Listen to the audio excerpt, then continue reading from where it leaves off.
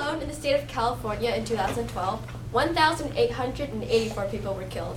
That's a lot. They were killed, murdered, or they were manslaughtered. That's 5 people for every 100,000 people. Remember, the death penalty saves lives. Repeat murders are eliminated. So killing saves lives? Well, what happens if the murderer strikes again, Q? He's killing double the amount of people that he killed before. What about a life sentence?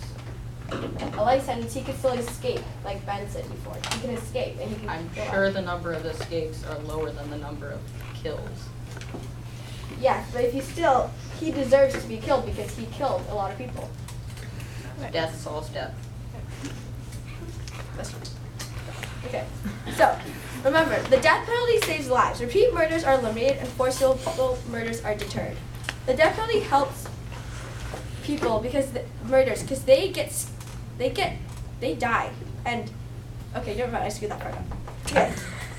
As a matter of fact, most people in the U.S. today favor death penalty, but we need more states to enforce the death penalty. One murder can kill 3 people in a day. As you know, as a true fact, a couple days ago, 3 police officers died because one person was carrying around a gun and shot all 3 of them. Imagine their families. Imagine the hate they have towards that man. They want him dead. But unfortunately, in Canada, we don't have the death penalty. That's why we should enforce the law in Canada. Killing can't be justified, but it can be prevented. Fear controls many of our actions. How many of you guys have not done something because you guys were scared? You guys had a fear of it. Exactly. So if we had a death penalty and the murderers were scared of death, they would not do what they want to do. They wouldn't kill someone because they know they would die. It's like asking for a death sentence and they want to die. It's like asking for a death wish. That might make someone reconsider if we had death penalty in Canada.